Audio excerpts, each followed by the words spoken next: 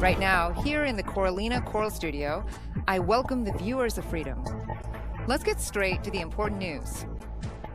3 people were injured as a result of a Russian attack on Odessa on the night of September 7th. Russian occupiers struck with missiles and drones. Residential buildings and city infrastructure were hit. The facade of the city sports palace was damaged. The windows in neighboring houses were blown out. At another location, a fire broke out in a house. It destroyed several apartments.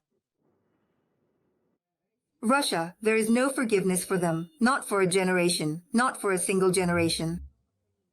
Thank God there were no human casualties in our building. So, the building was damaged, the apartments were damaged, the windows too. Everything in the building was affected. There is a lot of destruction, but people survived. This night, Kremenchuk, Dnipro, Kryvyi Rih, and the Kyiv region were also under attack by Russia. According to Mykola Kalashnik, head of the Kyiv Regional Military Administration, an 18-year-old girl sustained a leg injury in Brovary. She is currently hospitalized. In Kryvyi Rih, the Russians attacked with drones and missiles. 4 people were injured there, and hits were recorded at 3 locations. These include transportation facilities, city infrastructure, and the private sector. Dozens of explosions rocked Kremenchuk. Part of the city is without electricity. Additionally, the transportation infrastructure was damaged. Because of this, several train routes will follow altered paths. Russian occupiers launched another missile strike on Kryvyi Rih, hitting an infrastructure facility that had already been damaged during the first wave of the missile attack. This was reported by the head of the city's defense council, Alexander Vilko. According to him, the emergency rescue operation is still ongoing. Preliminary reports indicate that 3 people have been injured. Utility services are clearing debris and helping to dismantle the rubble. 2 people were killed and 20 injured. These are the losses Kyiv suffered after a combined Russian attack on the morning of September 7th. According to Kyiv's mayor, Vitaly Klitschko, the capital is dealing with the aftermath at 11 sites. One of them is the Cabinet of Ministers building. Andriy Dmytrenko will tell you more details. On the night of September 7th, Kyiv endured 2 waves of Russian air attacks. The aggressor country attacked the capital with drones and ballistic missiles. As a result of the attack, an 8-story building in one of the city's districts was damaged. Apartments from the 4th to the 8th floor were burned down. 1 apartment was completely destroyed. The strike on the residential building claimed the lives of at least 2 people, a mother and her 3-month-old son. This was reported by the city military administration. Residents of nearby buildings also felt the impact of the strike. The window frames and glass in every room were blown out. They're not letting us in yet. They told us to grab our documents and leave. Later, we'll have to clean up and sort things out. Around 3:58, I heard the first explosion, but I'm very sensitive to sounds. I heard 1 explosion, then a muffled one. And I think the 3rd one came with a whistling sound. It must have hit this building as it came in, or maybe from the other side, I'm not sure. I fell out of bed and, as always, covered my head. At least 2 more residential buildings were hit by Russian attacks. This was reported by the State Emergency Service. Rescuers continue to clear the debris. The emergency crews kept working even during a renewed shelling in the morning. Rescuers have contained the fire and are continuing to dismantle the structures in search for victims. Although, according to preliminary information, there is likely no one under the rubble. In addition, in the Sviatoshinsky district, rescuers are extinguishing a fire in a warehouse. And in the Pechersky district, they are working to put out a fire in a government building. According to Kyiv Mayor Vitaly Klitschko, cleanup operations are underway at 11 sites in total. One of them is the building of the Cabinet of Ministers of Ukraine. There was a strike in the government quarter. Warehouse facilities are burning in the Sviatoshinsky district. You can hear helicopters flying overhead. That's them putting out the fire right now. In other words, command posts have been set up and we're working on dealing with the aftermath of the attack.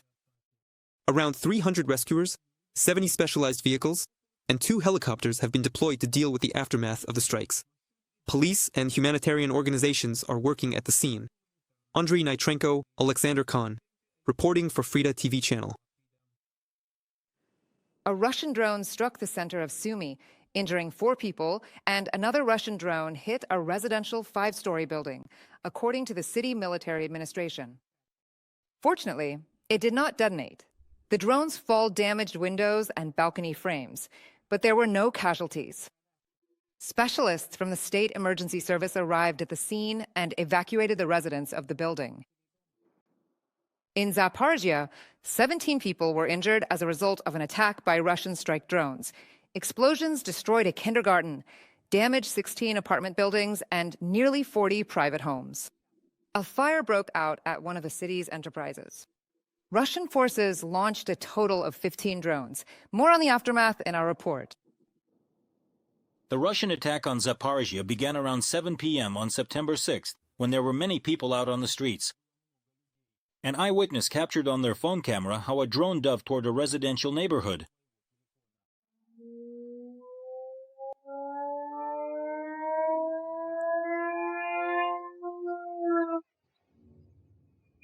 One of the drones hit a kindergarten building. In the evening, only the security guard was there. He was injured. No one Was there? There was no one there. There was no one there except for the security guard making his rounds. He was concussed and got a few cuts. In The kindergarten, after the strike, not a single window was left intact, and part of the facade was destroyed. Inside, children's toys and furniture were mixed with debris. The parents of the children who attend this kindergarten came to help clean up right after the explosion. When they saw what had happened to the kindergarten, many couldn't hold back their tears. tears were shed by the children from our kindergarten who were standing there. They cried and said, "We won't go to kindergarten anymore." And they cried, and the parents cried too. You understand what I can even say? It's just emotions on top of emotions. In the 5-story buildings near the kindergarten, the blast wave blew up the windows and destroyed the balconies. Now, in Victoria's apartment, there isn't a single window frame left, and instead of glass, they had to put up wooden boards. We had a house cat. You can see how scared she is. Our cat was a house cat, and it looks like she ran away out of fear. We can't find her. The window there was blown out, the door too, and a piece of the wall fell down. But overall, as they say, at least we're alive. A few streets away, in the private sector, Russian drones damaged more than 30 houses. Rescue workers and utility crews are dealing with the aftermath of the attack. They're clearing away the dangerous structures, probably.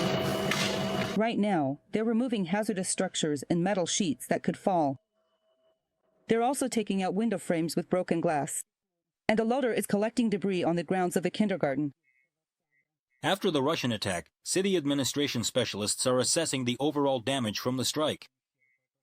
And construction experts are determining whether it's possible to restore the kindergarten building. Ola Prydikin, Boris Yakovenko from Zaporizhzhia for Freedom TV channel.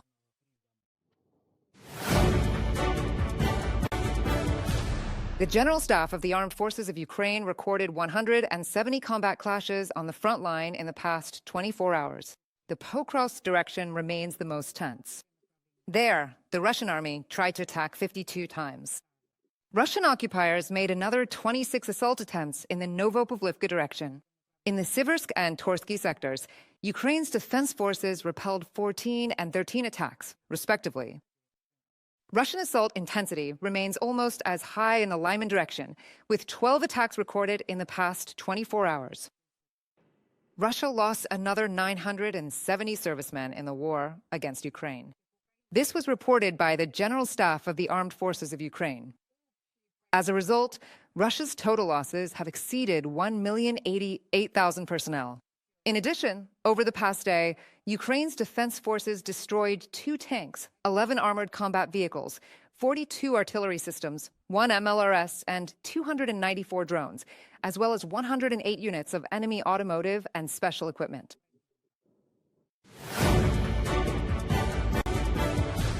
Ukraine expects to receive a significant boost to its air defense at the 30th meeting of the Ramstein format to protect its skies from Russian attacks. President Volodymyr Zelensky stated this in his video address.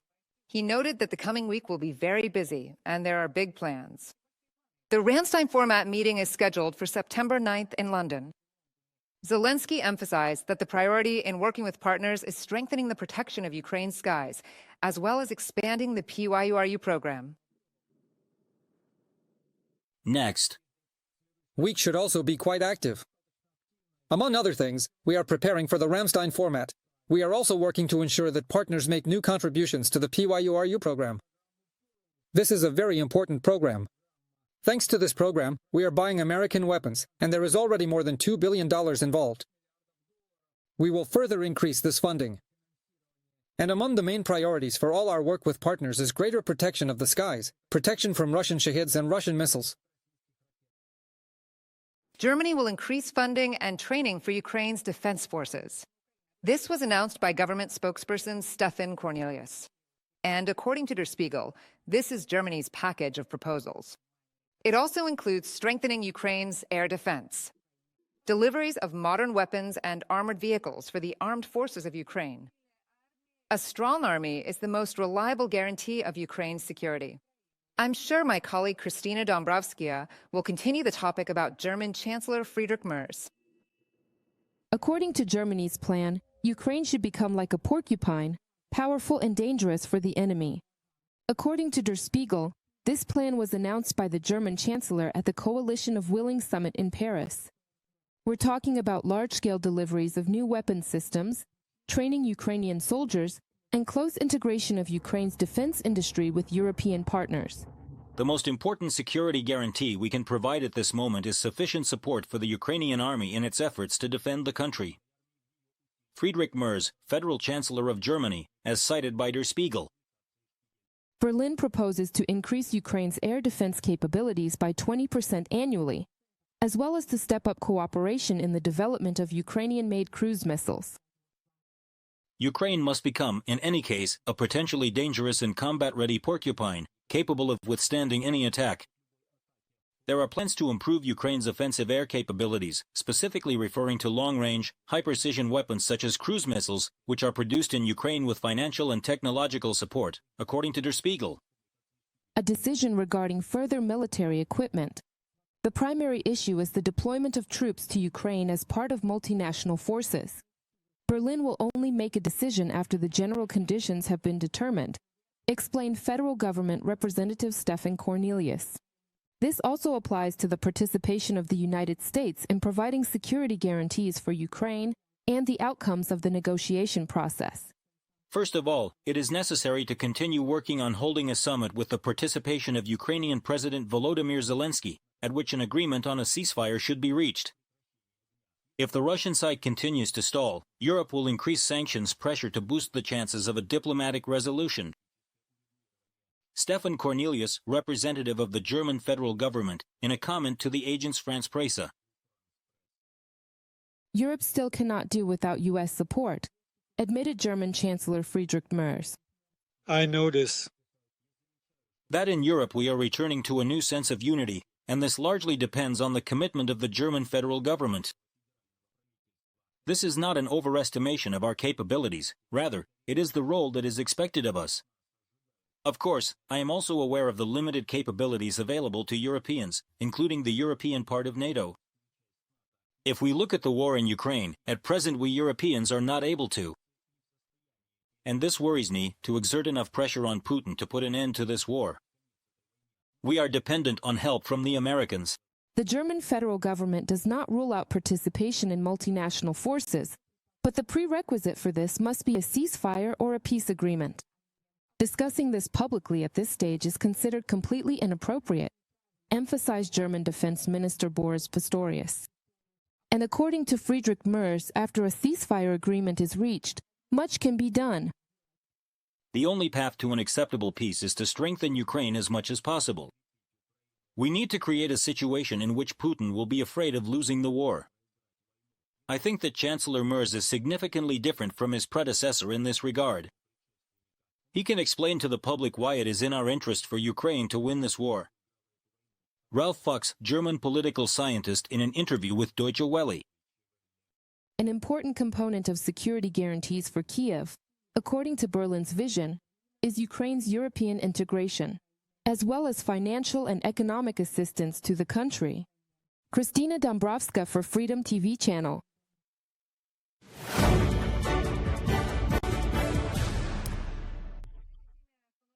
air defense forces shot down and suppressed with electronic warfare means 74 UAVs of the Shahed type and 4 cruise missiles from Kenderka. During the massive shelling by the Russians, several attack drones crossed Ukraine's border from Belarus. This was stated by the president of Ukraine, Volodymyr Zelensky. He added that in Kyiv, ordinary residential buildings were destroyed. In the capital alone, dozens were injured, and the cabinet of ministers building was damaged. Volodymyr Zelensky noted that all necessary services are working on site. The president of Ukraine called on partners to fulfill the agreements made in Paris and to apply sanctions pressure on the Russian Federation. Such killings now, when real diplomacy could have been in place for a long time, are a deliberate crime and a prolongation of the war.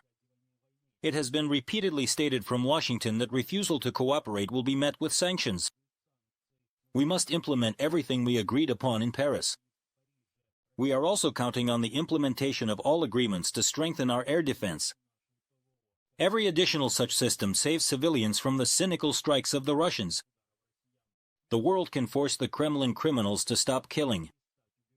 All that's needed is political will. Thank you to everyone who is helping. Volodymyr Zelensky, President of Ukraine, on Telegram. Ukrainian Prime Minister Yulia Sviridenko called on partners to strengthen sanctions against Russia.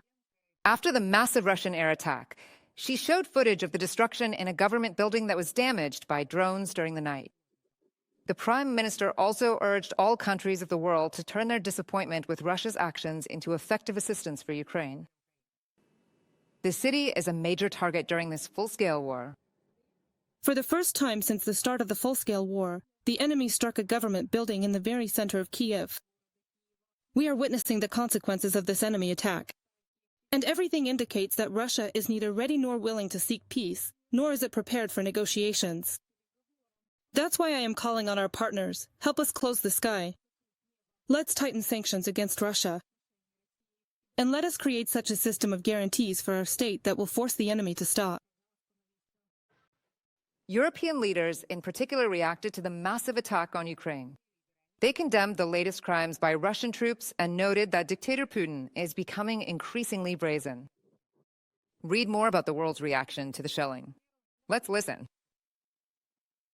Last night, Russia carried out the largest air attack since the start of the full-scale invasion. Chaos broke out in 37 settlements across the country, including Kyiv, the capital of Ukraine, which was hit hard. This is an escalation by Putin, pure terror. This is an attack on people, on democracy, on our spirit. Ukraine will rebuild everything that Russia has destroyed, but no stone, no wall, no government building can bring back the lives that were lost. Ukrainians are rightfully demanding more than just words. Stricter sanctions, especially against Russian oil and gas, and more weapons for Ukraine now, to stop this terror. Katerina Mavrinova, EU ambassador to Ukraine, on Facebook. Russia continues to escalate aggressively, targeting Ukraine's civilian infrastructure. And now, a government building in Kyiv has also come under attack. The message is clear. The Kremlin wants a war of annihilation. Our response must be to supply more weapons to Ukraine and increase pressure on Russia. Edgars Rinkēvičs, president of Latvia, on social network X. Putin pretends he wants to end the war, but in reality, he aims to kill as many Ukrainians as possible. Last night, he launched more than 800 drones and missiles, killing a mother and her 2-month-old baby. He is a coward who attacks women and children. To talk today about ending aid to Ukraine is to side with the aggressor. Jan Lipavsky, Minister of Foreign Affairs of the Czech Republic, on social network X. Subscribe to UATV English and stay updated on the most important events, top news from Ukraine and all over the world, in-depth analysis, exclusive reports and interviews, all on hand in our channel. Join our community of viewers and stay tuned.